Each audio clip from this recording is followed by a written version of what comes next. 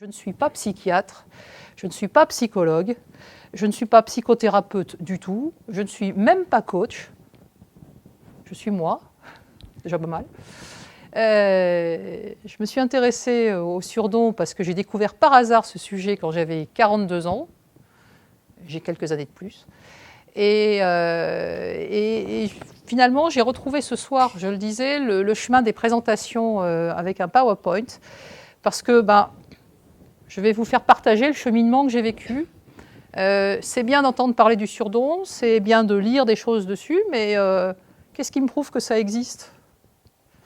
Si ça existe, ça se voit dans le cerveau peut-être. Donc, c'est par ça que je vais commencer, par le plus aride, par le plus aride, mais aussi le plus coloré. Ne comptez pas sur moi pour passer 1 heure dessus. Ça fait une quinzaine d'années que je travaille sur le sujet. C'est aussi pour ça que j'ai choisi de retourner à l'école il y a 2 ans et de faire ce master recherche en santé publique pour vérifier que je lisais bien les études que je lisais. Et je suis effectivement pair-chercheur, c'est-à-dire qu'on m'accorde d'avoir une expérience qui vaut un vrai savoir par rapport au savoir académique des chercheurs qui, eux, ont un doctorat en la matière. Cela dit, après mon master, je me pose des questions pour le doctorat, mais je vais peut-être me calmer un peu dans un premier temps. Voilà. Alors, donc, qu'est-ce qu'un surdoué ? Évidemment, j'ai choisi les fameux cerveau droit et cerveau gauche, parce que très souvent, on entend parler de ça. Un surdoué, c'est forcément un cerveau gauche, c'est quelqu'un qui est très rationnel, et d'autres vont vous dire, non, c'est quelqu'un qui est cerveau droit, qui est très rationnel, qui est très créatif. Je vous mets tout de suite d'accord, cerveau droit, cerveau gauche, c'est complètement dépassé, il y a autre chose. Voilà, donc on commence comme ça. Et pourquoi parler des adultes ? Parce que les enfants précoces, beaucoup en parlent, on peut se poser la question des adultes. Est-ce qu'on va parler des adultes précoces en ces termes ? Donc on a un petit dessin où on voit une dame très fière qui dit à sa voisine « C'est mon garçon, il a 39 ans, mais il a déjà le niveau de lecture de quelqu'un de 42 ans. » Bon, voilà. Est-ce qu'il n'y a pas un peu mieux que ça, vous vous en doutez ? Donc, on se pose la question, qu'est-ce qu'un surdoué ? Et je me suis dit, mais si on se pose la question du surdoué, il faudrait déjà se poser la question de savoir qu'est-ce que c'est que l'intelligence. Et c'est là que le bât blesse. D'abord, il n'y a pas de définition des surdoués, d'autant plus qu'il n'y a pas de définition de l'intelligence. Ça commence mal. Voilà, la première référence est finie, on peut rentrer. Donc, j'ai quand même cherché, et c'était important. Alors, je le répète, il n'y a pas de consensus sur ce que c'est que l'intelligence, sur la définition de l'intelligence. En revanche, on sait à quoi ça sert. À prendre des décisions, à planifier, et puis, effectivement, en général, plutôt à survivre. Enfin, depuis le début, et ça n'a pas vraiment changé. Donc, j'ai mis les caractéristiques à partir d'une étude, mais plutôt que de vous les lire, ce que je trouve moyen, je vais vous montrer un petit peu sur les transparents qui suivent à quoi ça ressemble. D'abord, vous montrer un beau cerveau. On n'en voit pas beaucoup courir dans les rues comme ça. Je vous rassure, ils ne sont pas de toutes ces couleurs. Non, c'est plutôt grisâtre à l'extérieur et blanc à l'intérieur. La fameuse matière grise, c'est les neurones qui sont à la surface, les neurones et les cellules gliales qui sont à la surface du cerveau. Nous en avons plusieurs centaines de milliards à la naissance pour finalement en perdre plein et nous stabiliser à environ 20 milliards de neurones. Les baleines ont près de 100 milliards de neurones. Donc nous sommes une espèce évoluée, mais les baleines sont pas mal dans leur genre. Voilà. Avec un poids de cerveau, évidemment, qui fait 2 fois celui du cerveau humain. Donc le cerveau a des circonvolutions. Je crois que si on l'étalait, j'ai oublié, mais c'est immense l'étalement général.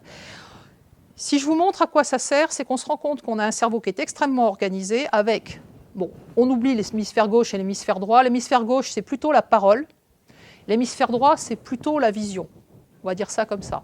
Et c'est vrai que l'hémisphère gauche, c'est plutôt l'organisation de la pensée, la répétition de la pensée, alors que l'hémisphère droit, c'est plutôt celui qui va intégrer des émotions, des stimuli divers et variés, et puis qui va les traiter un petit peu, puis qui va les balancer à l'hémisphère gauche pour dire, bon, ok, c'est bon, maintenant tu peux transmettre ça en routine. Par ce qu'on appelle, vous allez devenir tous aussi savants que moi, le corps calleux, qui est une sorte de pont entre les 2 hémisphères.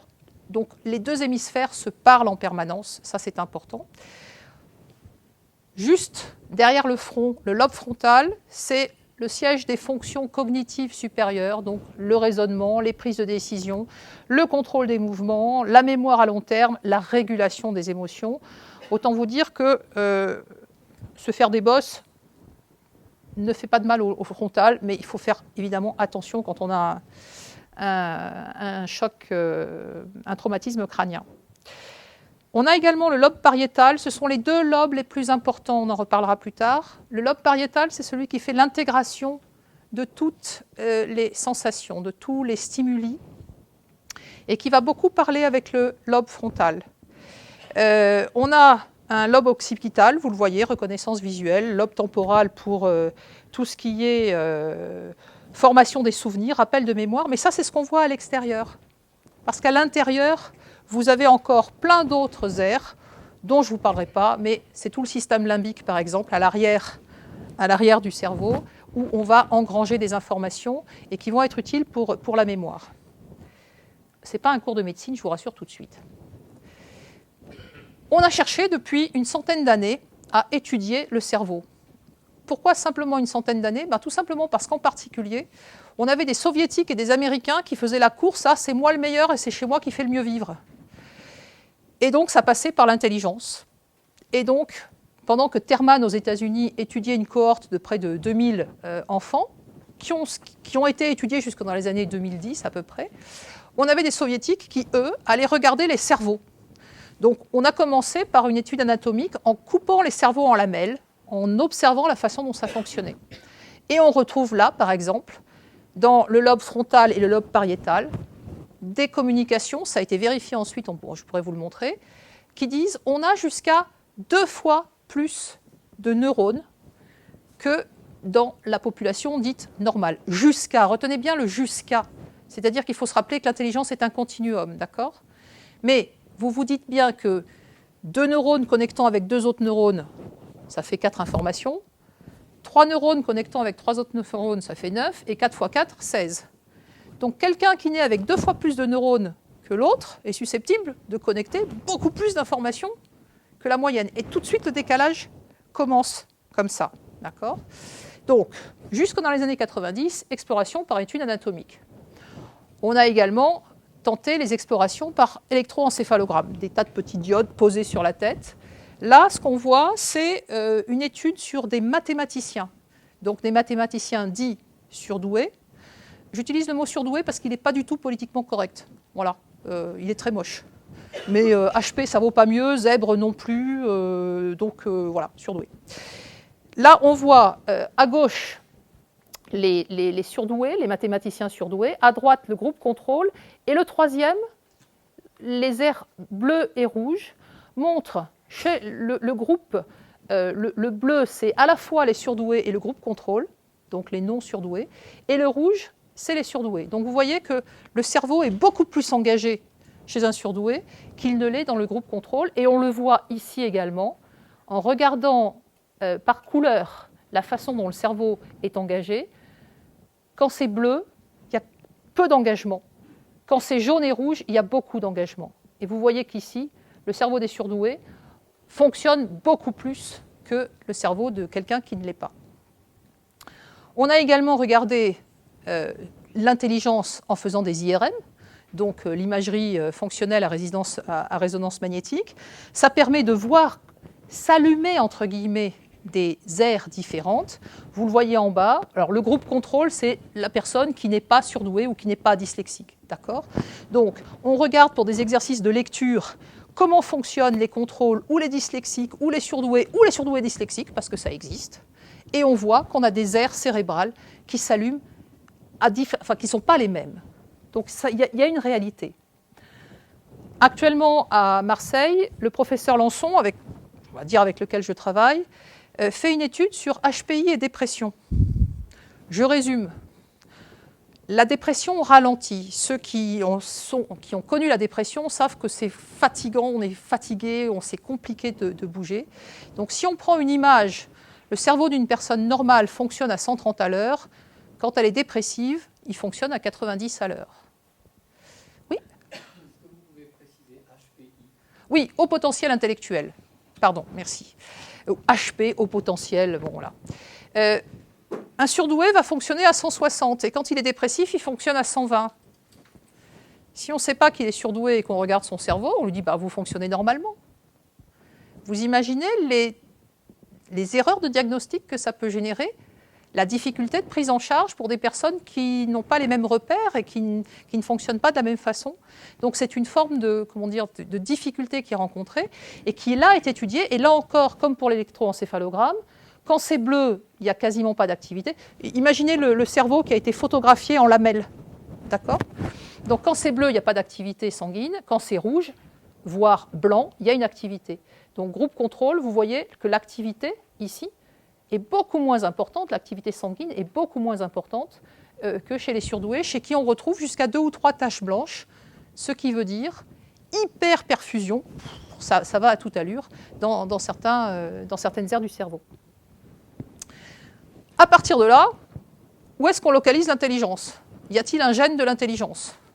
Y a-t-il un sexe de l'intelligence ? Donc la guerre des sexes n'aura pas lieu. Ça ne fonctionne pas de la même façon, mais on arrive au même résultat. Voilà, grosso modo. C'est ce qu'on voit dans la différence entre hommes et femmes. L'intelligence ne change pas tout au long... L'intelligence absolue, enfin l'intelligence innée, si vous voulez, ne change pas tout au long de la vie. En revanche, en fonction des événements qu'on vit, en fonction de l'âge, effectivement, on peut noter une expression un petit peu différente. Donc, où est-ce que l'intelligence est nichée ? Partout. Vous voyez ici à droite les différentes études qui ont été menées, N signifiant le nombre de personnes qui ont été testées, et on n'est pas capable de dire c'est à tel ou tel endroit. Toutes les aires du cerveau sont concernées. On sait que la génétique est extrêmement importante. Le surdon est héritable pour une très large partie. En particulier au niveau du lobe pariétal, c'est-à-dire l'intégration de toutes les informations sensorielles, 85% est héritable. Donc si jamais vous avez un enfant dit précoce ou surdoué, vous, en tant que parent, sauf s'il est vraiment né dans un chou, vous pouvez peut-être vous poser des questions. La plasticité corticale est aussi importante. Ça veut dire quoi ? Ça veut dire la capacité du cerveau à créer des neurones.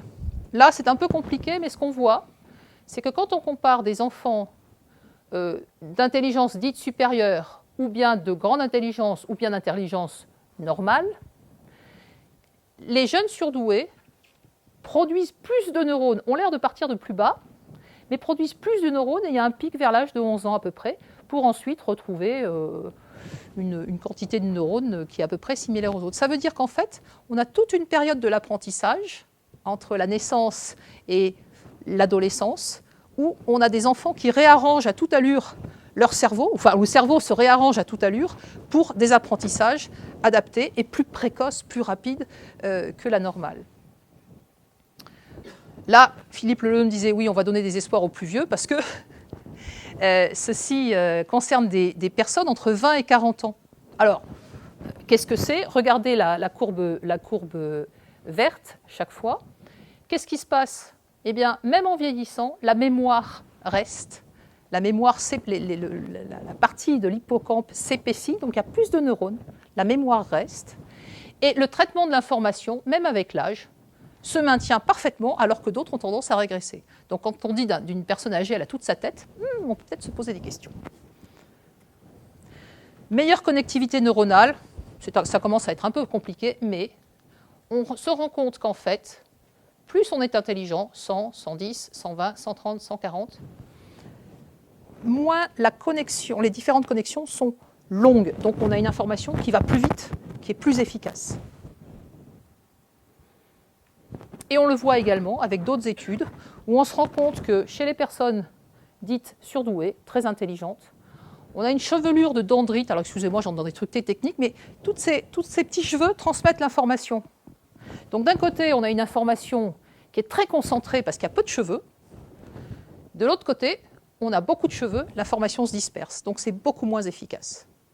Et c'est aussi ça qui fait la grande différence entre quelqu'un qui est dit hypersensible et un surdoué, c'est la rapidité de transmission de l'information grâce à ce réseau neuronal hyper connecté et très rapide. Et donc pour terminer, rappelez-vous cette notion d'intégration fronto-pariétale, ça va très vite entre l'intégration des différentes données sensorielles, d'accord, les 5 sens, et le raisonnement, la mise en mémoire, et ainsi de suite. Donc, en résumé, comme ça, c'est fini maintenant, on ne parle plus de cerveau, mais ça me semblait important d'en parler pour... Oui, ça se voit, il y a une réalité, d'accord. On se rend compte qu'on a une matière grise plus épaisse, en particulier dans le lobe frontal et le lobe pariétal, plus de neurones.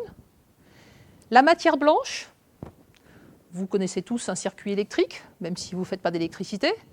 Vous savez que pour éviter les courjus, on gaine les câbles. La matière blanche, c'est ça, c'est la myélinisation de tous ces câbles électriques qu'on appelle des axones. Et cette myélinisation, cette matière blanche, favorise la transmission d'informations plus rapide. On se rend compte qu'elle se forme plus tôt chez les enfants surdoués. C'est ce qui permet cette capacité d'apprentissage plus rapide aussi, puisque à partir du moment où les neurones peuvent se parler plus tôt entre eux grâce à ces connexions plus rapides, eh bien, ils apprennent plus tôt à marcher, plus tôt à parler, plus tôt à se mettre debout, et ainsi de suite. Dans la grande majorité. Certains prennent leur temps. Hein. Bon. On a également un échange plus rapide d'informations grâce au corps calleux qui est de la matière blanche, donc rebelote. On se rend compte, alors ça c'est une théorie qui existe depuis 1982, qui s'appelle la théorie de la latérisation, tout ce que je viens de vous dire en fait partie, qu'on a un cerveau droit qui est le premier à se développer, mais qui prend ses aises. À quoi sert le cerveau droit? Je vous l'ai dit, à l'intégration de nouvelles données, mais on y trouve aussi, je vais dire, le siège du mysticisme. Il existe un point de Dieu dont on n'arrive pas à comprendre le mystère, mais qui fait que quand il est activé, des personnes peuvent avoir des visions mystiques. Et de l'autre côté, côté cerveau gauche, on peut avoir assisté à des dérèglements du style 10, lexie, graphie, praxie, phasie, quelques petits ennuis. On note aussi avec cette théorie que non seulement donc, on a un cerveau droit qui se développe, des dérèglements dans le cerveau gauche, mais on note aussi, il y a quelques études qui valident ça, quelques dérèglements du thymus. Le thymus, c'est cette petite glande qui favorise le système, qui régule le système immunitaire. Et en fait, les dérèglements du thymus vont favoriser l'apparition de maladies auto-immunes, plus ou moins graves, mais ça peut aller du psoriasis à la sclérose en plaques à cause de ça. Donc, c'est quand même non négligeable de savoir ça. C'est-à-dire que grosso modo, si on se dit qu'un surdoué, il a tout pour lui et qu'on n'a pas de raison de le plaindre, oui, non, c'est vrai. Bon, simplement, il faut éviter de le stresser un peu trop parce qu'il peut avoir ensuite quelques petites maladies auto-immunes qui se déclenchent. Bon, c'est moins rigolo. Oui, super, enfin bon, on n'est pas obligé non plus, il suffit de faire attention à soi, ce qui est important, sachant que c'est ça aussi le plus important. Je vous parle de ce que c'est que le surdon parce que je pense que c'est bon à savoir que si on ne se sent pas très bien et qu'on étudie cette piste et que c'est une piste qui permet d'aller mieux, autant en profiter. Sinon, si on est très bien dans sa vie, on n'est pas obligé de savoir qu'on est surdoué, on peut très bien ne pas s'y intéresser toute sa vie. Donc effectivement, autour du surdon, il y a beaucoup de fantasmes, le fort en maths, ou au contraire, ça c'est aussi très à la mode, le cancre. Un tiers des enfants sont en échec scolaire. Il n'y a aucune preuve de ça, mais c'est pas grave, on le dit. Ou les enfants qui s'ennuient, ou les enfants qui sont harcelés. Dans tout ça, il y a une réalité. Mais c'est en même temps des fantasmes, parce qu'ils ne sont pas tous comme ça. D'accord ? Il y a des enfants qui ne se font pas remarquer du tout, qui ne s'ennuient pas, qui ne sont pas les premiers en classe, qui ne se font pas harceler, tout va bien. Évidemment, un enfant surdoué, ça devient un adulte surdoué, et là encore, on retombe sur des fantasmes. Alors au choix, Big Bang Theory, vous avez Imitation Game, c'est donc celui qui a inventé l'ordinateur, vous avez E.T., il y a pas mal de surdoués dont on dit oui, on me prend pour un extraterrestre, ou bien effectivement un homme d'exception, qui a eu le prix Nobel de mathématiques, et qui était en même temps schizophrène, ce qui est important à savoir, c'est-à-dire qu'on peut être surdoué et aussi atteint d'une maladie psychique. Ou alors aussi, complètement dans les vapes, on voit là quelqu'un qui va dans une école pour surdoué et qui n'est même pas capable de lire qu'il faut tirer, donc il pousse sur la porte. Alors, mesure de l'intelligence. Peut-on la mesurer ? Oui. Enfin, oui. Oui, on va dire ça comme ça.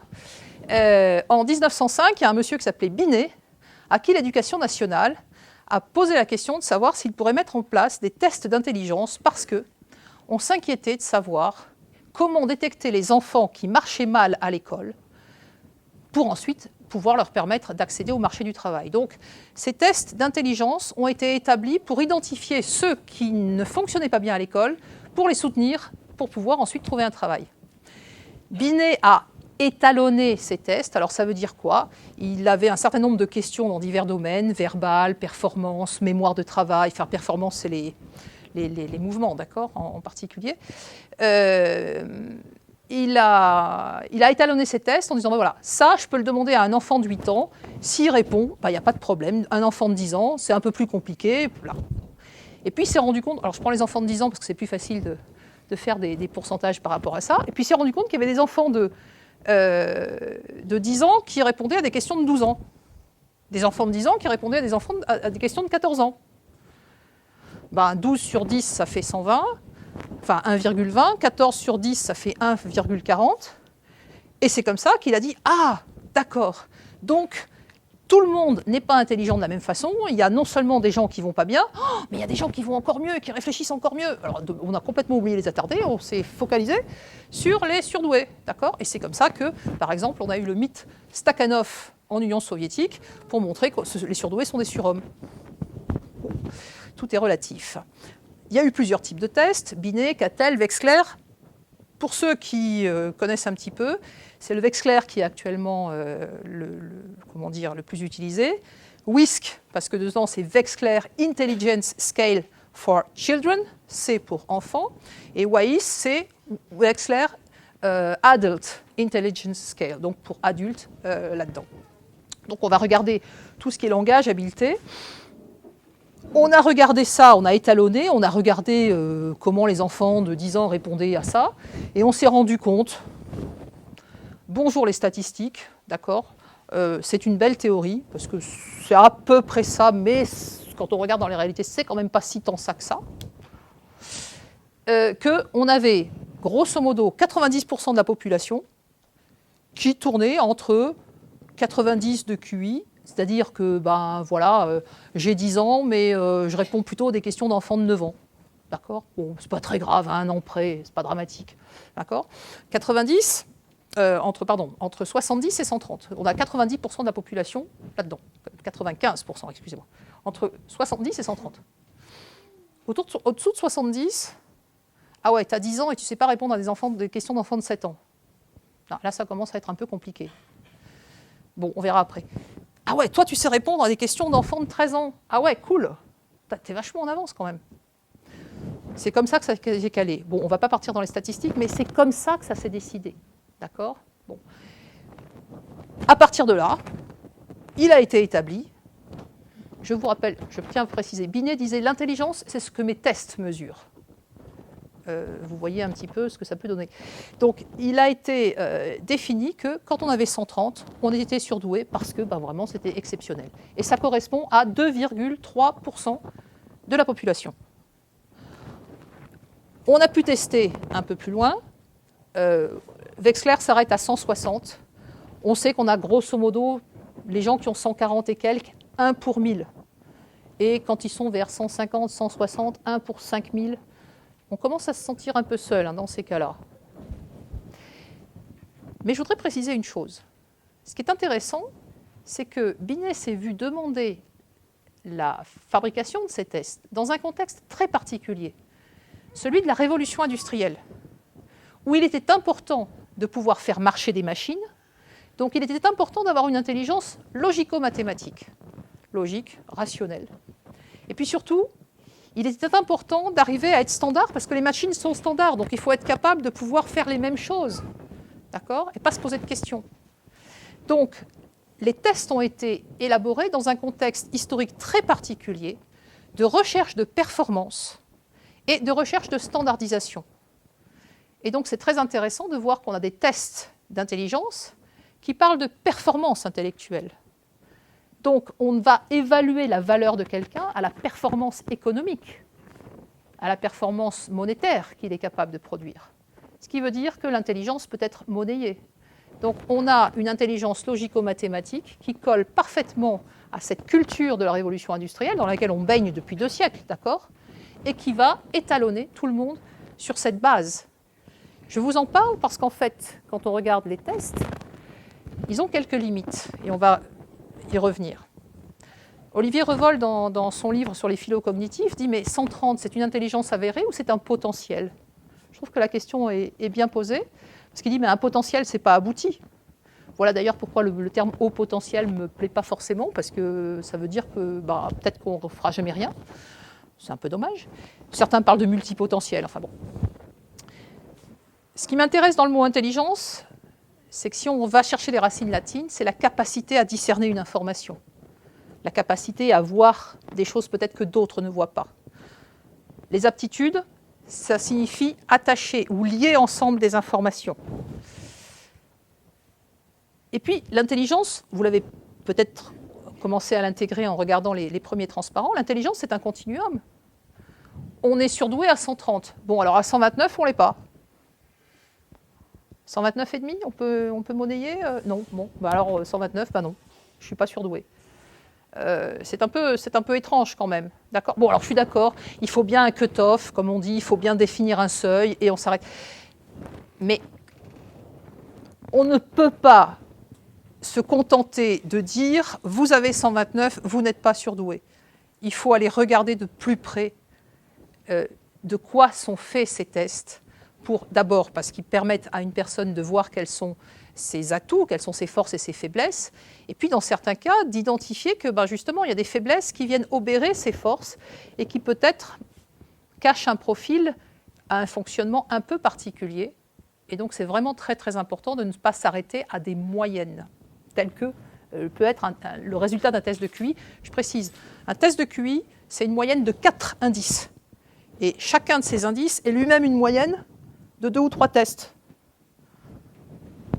Bon, à la fin, on finit par perdre quelques chiffres après la virgule, on va dire ça comme ça.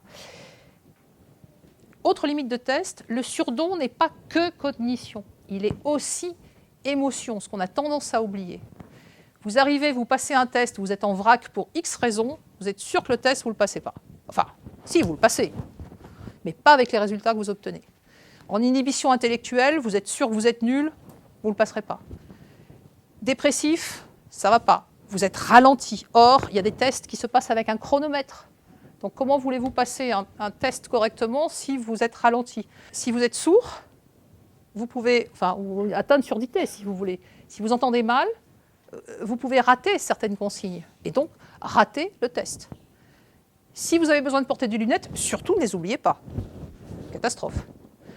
Si vous êtes 10, il se trouve que la 10 quelque chose, praxie, lexie, graphie, touche la mémoire, touche certains modes de fonctionnement, de compréhension des consignes. Donc, vous allez passer un test qui sera faussé. Et on risque de passer à côté. Je le répète bien, savoir qu'on est surdoué présente surtout un intérêt quand on sent que quelque chose ne va pas très bien. Pour le reste, on s'en fiche un peu.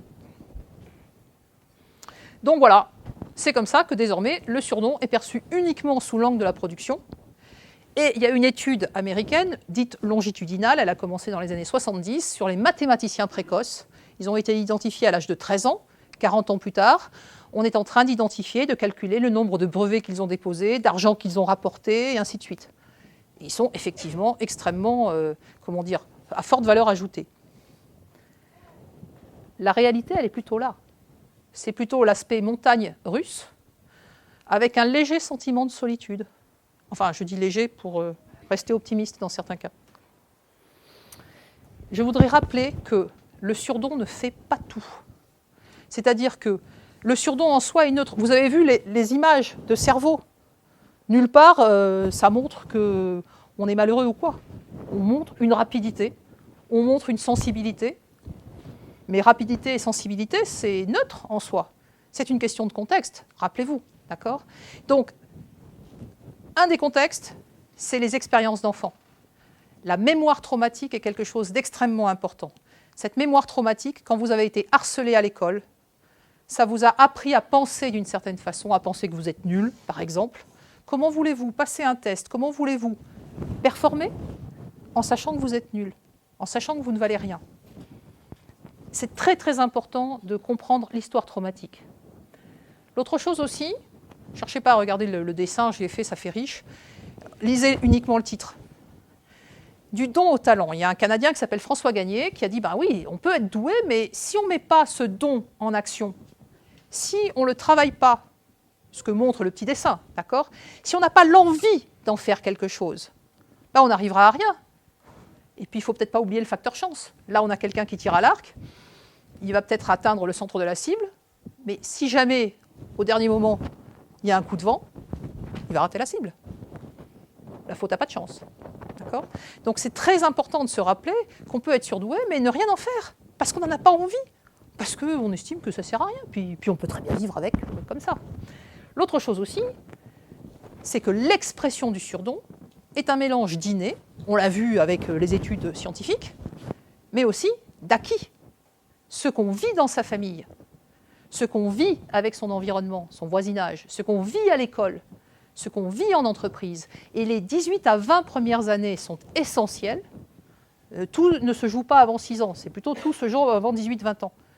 Ça a un impact fort aussi sur la façon dont on va pouvoir vivre, je reviendrai dessus, sur la façon dont on vit au travail. Question de contexte, je vais vous parler d'intelligence logico-mathématique. Oui, mais toutes les civilisations, tous les pays ne sont pas fondés sur la seule intelligence logico-mathématique. On a des cultures où la transmission orale est essentielle, où la discussion avec l'au-delà est extrêmement importante, où la danse est extrêmement importante. On va le négliger ? Alors, on pourra toujours dire, oui, mais Gardner, il a inventé ça, parce que comme ça rassure ceux qui passent mal le test de QI, ils ont au moins une autre intelligence. Oui, on peut dire ça comme ça, mais regardez les sportifs. Certains sportifs, ce n'est pas des bourrins. Ils ont une capacité de précision, une réflexion, une anticipation qui les met vraiment hors norme. Ils ont une intelligence kinesthésique. Ah, peut-être qu'ils étaient nuls à l'école. Mais ils ont une véritable intelligence, non seulement du jeu, mais des distances, des volumes, qui va leur permettre de réussir. Pareil pour des danseurs. Après tout, on a des cuisiniers qui savent, rien qu'à l'odeur, peut-être en faites-vous partie, le dosage des épices dans une recette. Bah, pourquoi on ne pourrait pas imaginer que ça fait partie du surdon ? Pourquoi ne faire que du logico-mathématique ? Et Gardner le dit, il ne faut pas savoir à quel point on est intelligent, ça n'a aucun intérêt. Il faut savoir de quelle intelligence on dispose, parce que, effectivement, question de contexte, on est intelligent en fonction de la culture dans laquelle on vit. Après tout, et c'est pour ça que cette image de singe est là, il faut quand même... L'intelligence, c'est aussi une capacité à résoudre un problème.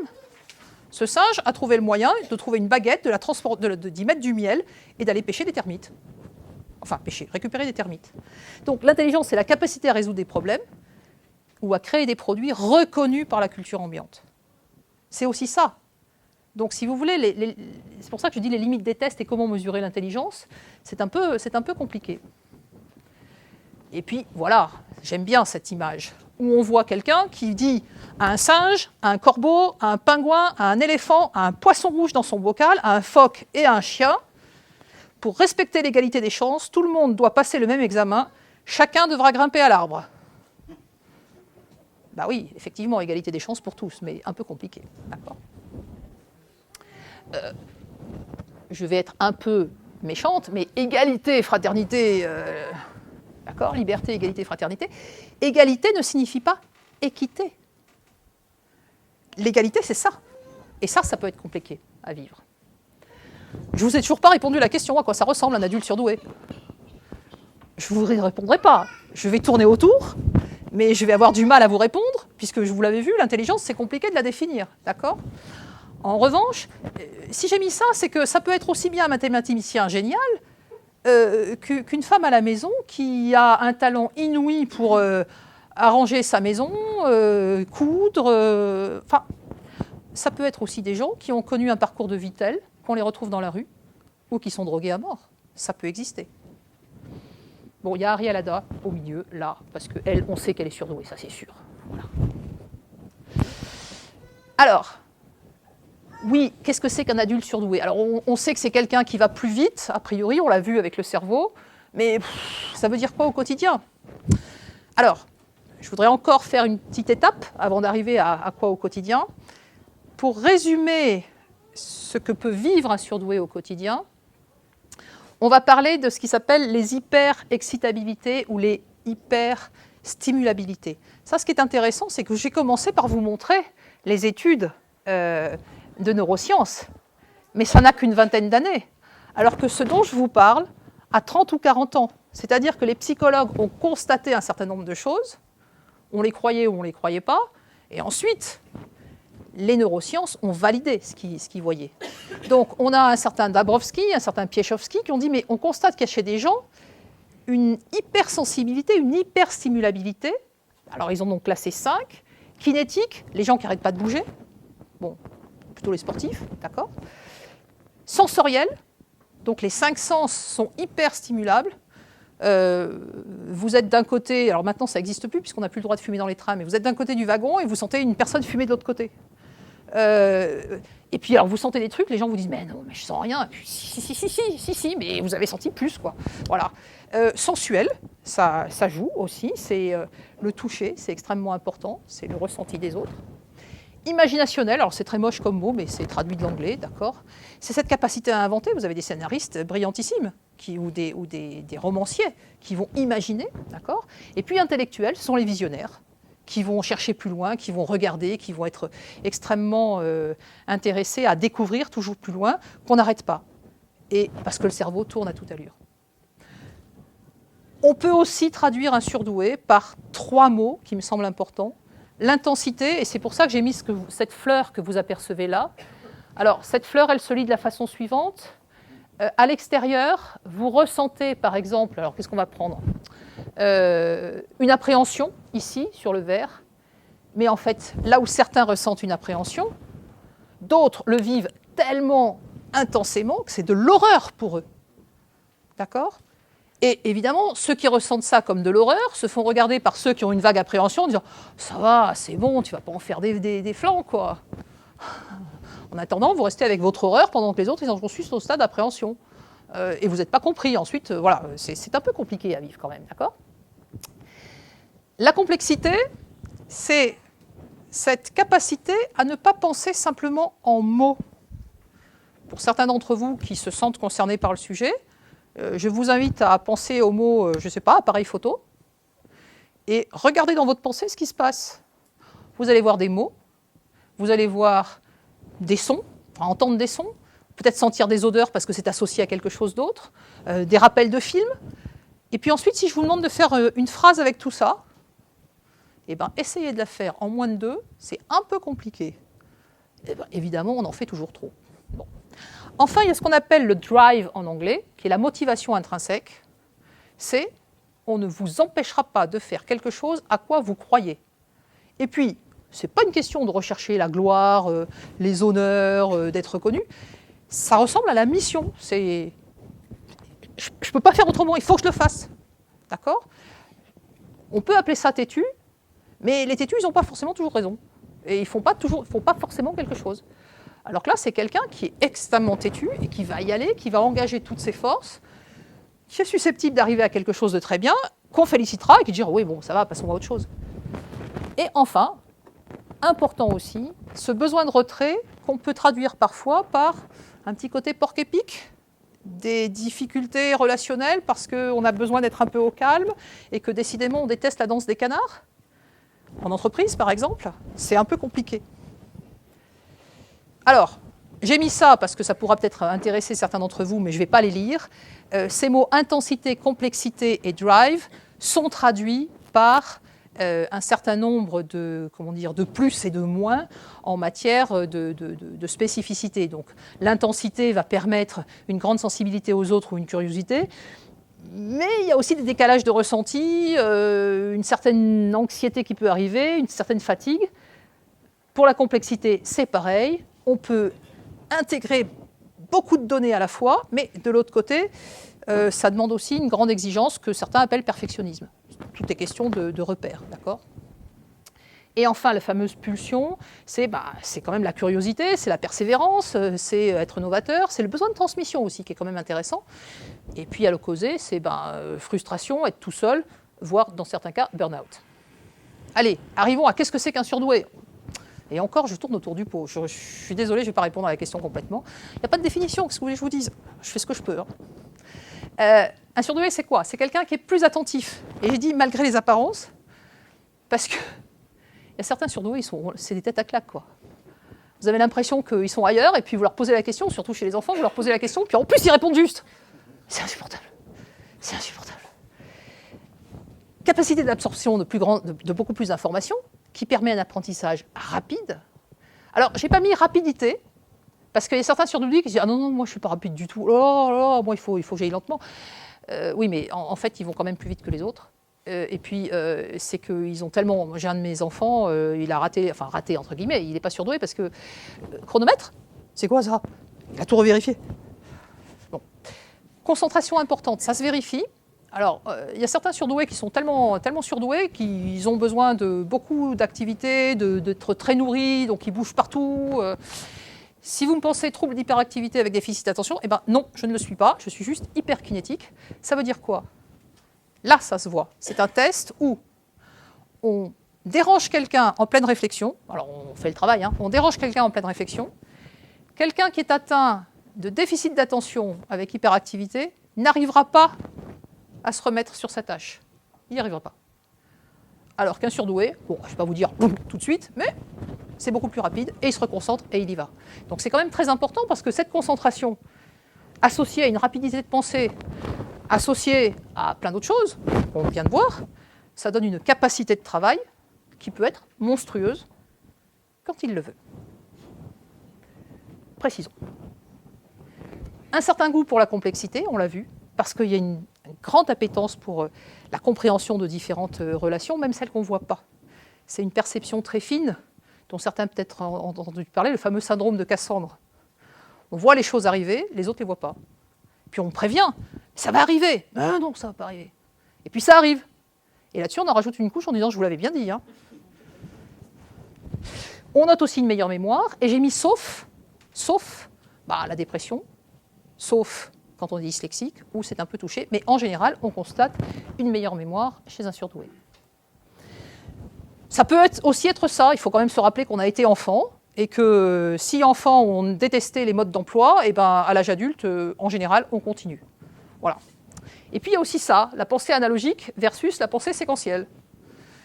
Voilà, il y a les listes de courses, d'un côté, sagement ordonnées, et puis de l'autre côté, on sait très bien où on en est, mais on est le seul, en général. Alors, je pense que c'est important de se poser la question, mais ça sert à quoi d'être surdoué? Enfin, ça sert à quoi de savoir qu'on est surdoué? Parce que de vous à moi, quand on dit à un adulte « tu es surdoué », pour beaucoup, c'est du déni. Parce que si on est surdoué, ça veut dire qu'il faut qu'on soit génial. Ça veut dire qu'il faut qu'on fasse des tas de trucs pas possibles. Il va falloir bosser. Oula. Non. En revanche, il y a quelques petits avantages à le savoir. Par exemple, en matière de santé physique. Ces fameuses hypersensibilités qui peuvent dégénérer en maux de tête, en malaise, voire en migraine, quand on sait que ça vient de cette sensibilité accrue, on peut peut-être travailler à faire de la prévention. C'est quand même pas mal, il vaut mieux prévenir que guérir. Mais ce n'est pas toujours simple, d'accord ? Aller au restaurant avec les copains, dans un restaurant hyper bondé, bien bruyant et tout, et dire « excusez-moi, mais je préfère aller ailleurs », c'est pas toujours facile. Bon. L'hypersensibilité médicamenteuse aussi. On vous donne une posologie normale, vous faites 60 kg, ok, on vous suffit. Il vous faut une dose pédiatrique, vous surréagissez, hépatite médicamenteuse. C'est quand même pas mal. Et vous voyez que je ne suis pas en train de vous parler de psychologie, là. Je suis en train de vous parler d'hypersensibilité. Le corps réagit. Donc, ne serait-ce que pour éviter de s'empoisonner ou de faire des glaucomes ou des choses comme ça. Moi, un jour, on m'a donné un médicament, j'ai commencé à faire un glaucome. Je dis, je continue. Arrêtez. Bon, c'est peut-être pas mal. C'est bon aussi de savoir ça, parce que quand on se sait surdoué, ça ne veut pas dire qu'on va le faire. Mais au moins, on sait qu'on a un cerveau qui a tendance à dire « toi, le corps, on verra après. Moi d'abord ». Et donc, le cerveau caracole, et donc on ne dort pas, et donc on réfléchit, et donc on lit, et on fait des trucs, et on ne dort pas, et de toute façon, on prend sur soi, et ça va aller. Et puis un jour, il y a le corps qui dit « c'est mon tour maintenant ». Alors, l'accident, le fameux burn-out, l'accident, enfin, qu'il soit, que vous tombiez dans l'escalier ou vous ayez un accident de voiture, ça existe.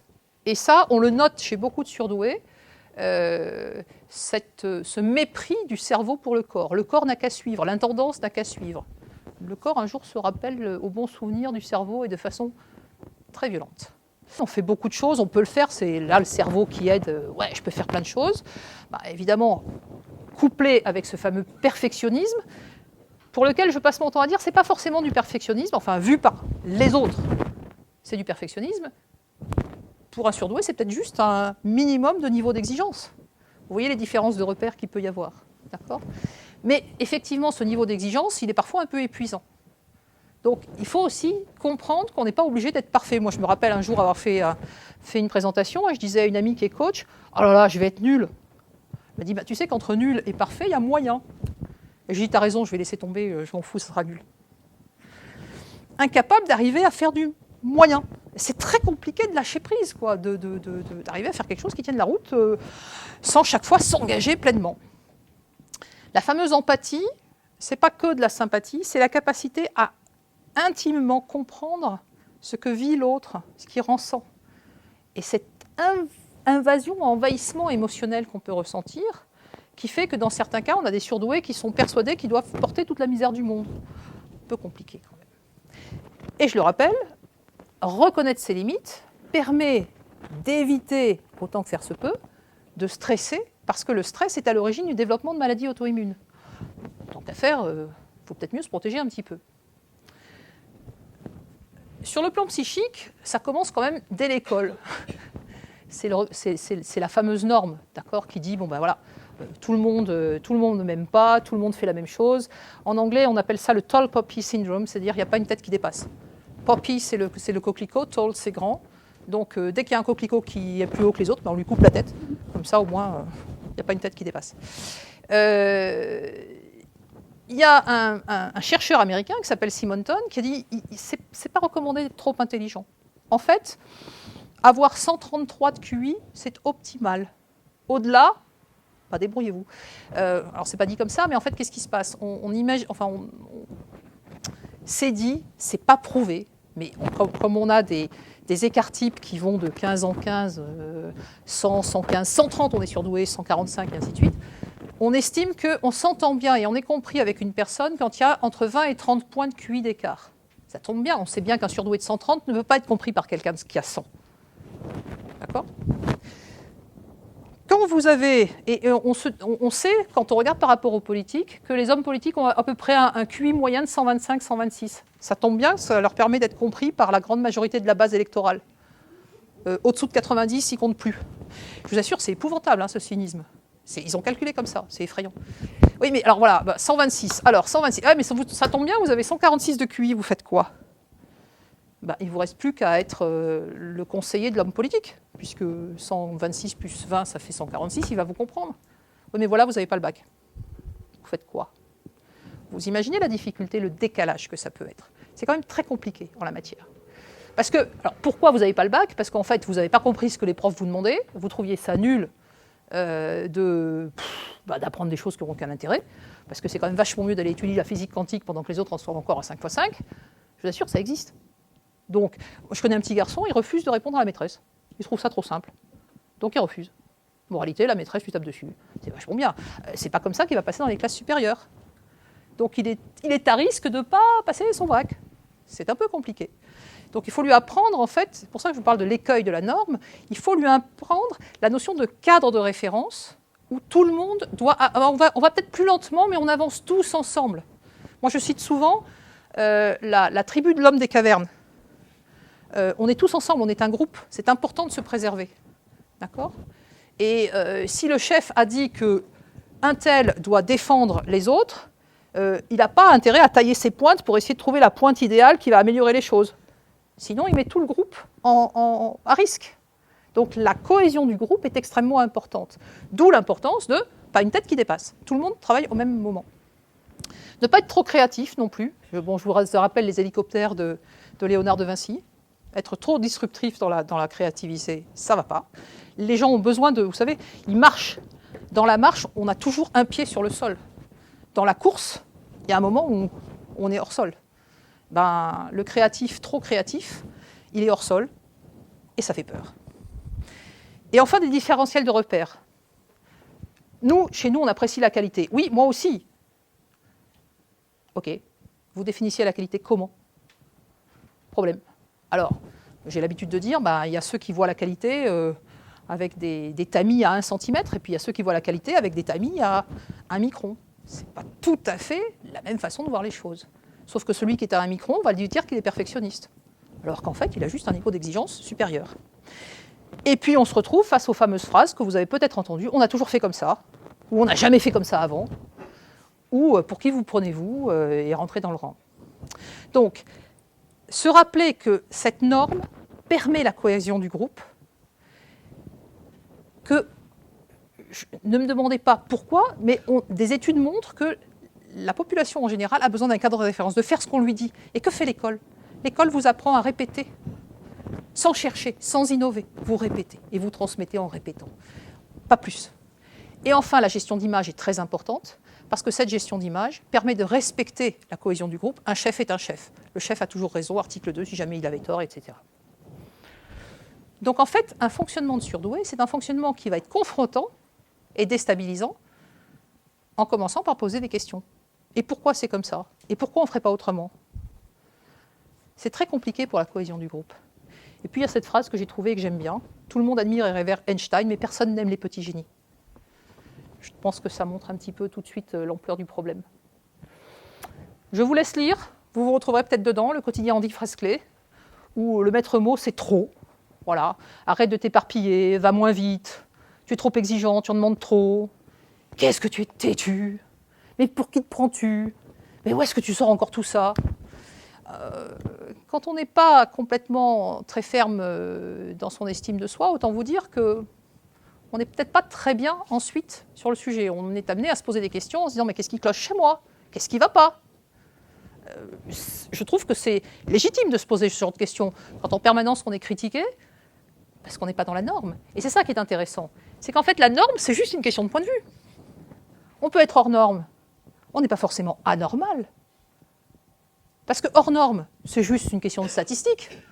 Alors qu'anormal, c'est vraiment pathologique. Et c'est ça qui m'intéresse avec ce psychiatre qui porte un parapluie en disant à son patient avec un chapeau « Vous avez besoin de mettre un chapeau, c'est pas normal ».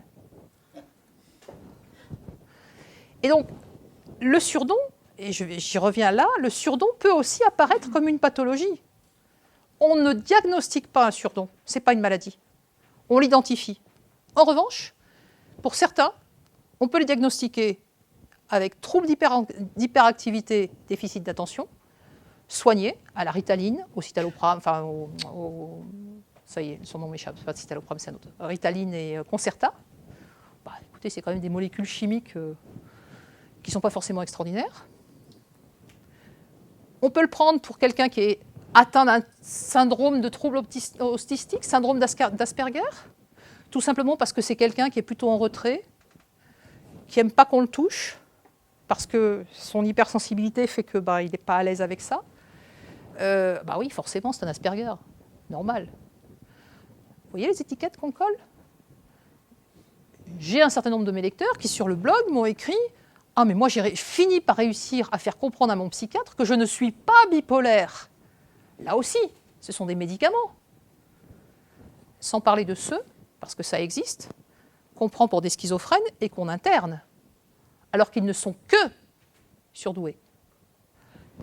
La pathologie peut exister à côté du surdon. Les deux ne sont pas incompatibles. Mais quand vous êtes interné, quand vous êtes médiqué de force, alors que vous êtes juste normal, mais que cette norme pour vous est une pathologie pour les autres, je pense que ça vaut le coup de savoir qu'on est surdoué dans ces cas-là. Ne serait-ce que pour ça. Dans le monde du travail, ce n'est pas forcément toujours plus rigolo. J'aime bien cette métaphore qui dit que les surdoués peuvent apparaître comme les canaris de la mine. C'est un coach hollandais qui en parle. Les lanceurs d'alerte. Vous savez, les canaris, dans la mine, quand les mineurs descendaient, pour savoir si le grisou arrivait, ils prenaient un canari. Le canari était le premier à mourir. Mais ça se voyait. Donc les mineurs pouvaient s'échapper avant que le feu n'arrive et que tout ne saute. C'est pas très drôle d'être parmi les premiers à tomber parce qu'on a senti des choses qui arrivaient, parce que ça se passe mal dans l'entreprise et parce qu'on ne peut pas arriver à expliquer et qu'on voudrait le dire, et puis qu'en plus, évidemment, en le disant, on casse les pieds. Ce qui est assez rigolo, sans qu'il y ait d'études faites, c'est que j'ai noté qu'il y avait beaucoup de syndicalistes chez les surdoués. C'est assez rigolo. Mais il y a Hélène Aharon, qui est une spécialiste, elle, pour le coup, des hypersensibles, qui dit, mais en fait, ce sont aussi des phénix, c'est-à-dire capables de renaître de leur cendre. Je connais quelqu'un, alors bon, lui, il a fait Polytechnique, et quand il a fini, il a dit qu'il en avait marre, et il est devenu cuisinier. Et à l'opposé, quelqu'un qui gardait les chèvres et qui est devenu informaticien. Donc, c'est une capacité à pouvoir évoluer sur des, sur des spécialités qui, a priori, n'ont rien à voir entre elles, mais avec une capacité d'intégration qui est extrêmement puissante. Sachant que là aussi, dans le monde du travail, on a un décalage qui peut être ressenti suivant la vie qu'on a pu avoir, suivant la construction identitaire qu'on a eue. Vous avez grandi dans une famille fonctionnelle où c'était bien d'avoir des idées originales et vous connaissiez plein de monde qui vous soutenait, mais vous êtes dans la sociabilisation et l'acceptation la plus totale. Vous avez vécu dans une famille à laquelle vous vous êtes opposé, vous arrivez en confrontation en entreprise, c'est logique. Vous pouvez aussi ne pas vous faire remarquer, ça c'est le propre de beaucoup de gens qui ont été victimes de harcèlement, surtout ne pas se faire remarquer. Le camouflage, le caméléon, profil bas. Ou bien aussi ceux qui sont complètement isolés et qui se retirent de tout. Donc, un surdoué, ce n'est pas forcément quelqu'un de brillant, ce n'est pas forcément, je ne sais pas, le patron de Virgin Atlantic, ce n'est pas forcément Steve Jobs.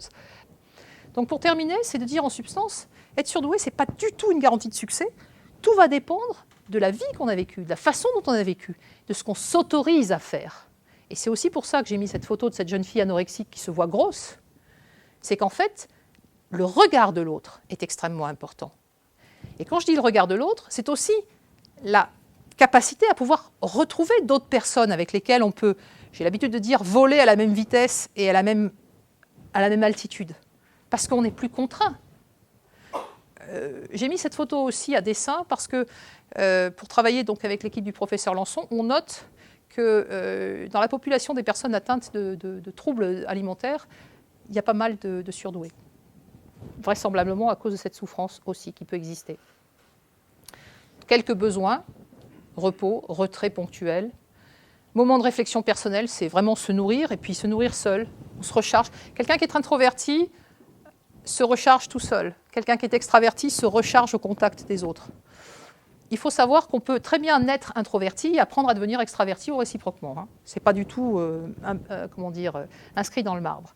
Ce qui est important aussi, c'est de pouvoir favoriser la créativité, quelle qu'elle soit, d'accord ? Ça peut être de la plomberie, du jazz, de la musique, enfin, de la peinture, ce qu'on veut.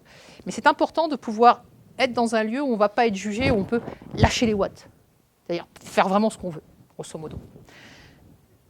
Ce qui est important aussi, c'est vrai particulièrement pour les femmes, et Monique de Kermadec a écrit un livre sur le sujet, c'est suivre certains exemples. Ce qui est compliqué pour les surdoués, c'est qu'en général, ils vont vous sortir des exemples exceptionnels. Donc à partir de là, c'est facile, quand on voit des gens d'exception, de se sentir nul.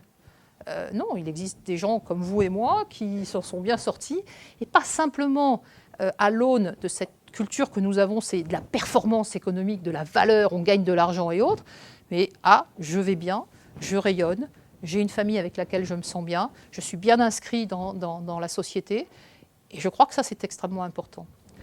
Parce que cette appartenance sociale, c'est ça qui va manquer aussi à beaucoup de surdoués, surtout quand ils sont dans cette toute petite frange extrêmement élevée. Et c'est pour ça qu'il y a un autre psychologue qui s'appelle Robert Sternberg qui a... Alors j'aime bien le mot intelligence triarchique parce que je trouve que ça fait riche. C'est pour ça que je l'ai mis. Triarchique, ça veut dire quoi ? C'est 3 pieds, c'est bien pour vivre. Le surdoué, pas de problème, la pensée analytique, c'est son truc. Très bien. Mais savoir aussi développer son intelligence pratique en rencontrant d'autres personnes, en interagissant avec le reste du monde, c'est bien. Donc s'engager, tout simplement, ou apprendre à vivre seul pour certains enfants, enfin, grands enfants. Bon, enfin, je parle du syndrome de Tanguy, par exemple. Et puis, la créativité, lâcher les watts, parce que, justement, on ne se contraint plus. Et surtout se rappeler que justement, cette adaptation sociale, enfin pas adaptation, justement je l'écris, ne pas s'adapter mais s'ajuster, mais cette vie en société est essentielle. Et donc là encore, j'avais trouvé cette phrase que j'aime bien, c'est votre attitude et non pas vos aptitudes qui déterminera votre altitude. Donc à partir de là, j'ai réussi à ne pas répondre à la question qu'est-ce que c'est qu'un adulte surdoué ? Mais vous l'aurez compris, c'est un peu compliqué de définir cette population en 3 ou 4 mots lapidaires. Parce qu'un surdoué à 130, ce n'est pas du tout un surdoué à 150 ou à 160. Parce qu'un surdoué dyslexique, ça n'a rien à voir avec un surdoué qui ne l'est pas. Parce qu'un surdoué qui a vécu dans une famille dysfonctionnelle et qui a été malheureux toute sa vie, famille riche par exemple, ce n'est pas du tout la même chose qu'un surdoué qui a vécu dans une famille pauvre. Le surdon, c'est aussi et pour partie l'interaction entre l'inné et l'acquis. Et c'est pour ça que je dis, surtout ce qui est important, ne cherchez pas à vous adapter si vous êtes surdoué. En revanche, ne travaillez pas sur le fond, ça ne changera jamais.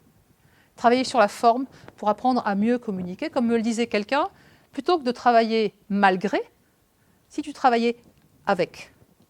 Et ça change tout. Et si vous voulez en savoir un petit peu plus, eh bien, je vous conseille d'aller sur mon blog, où je ne raconte absolument pas ma vie, mais au contraire, je mets à disposition des études et des textes que j'ai lus et que je traduis pour ceux qui ne savent pas l'anglais. Je vous remercie.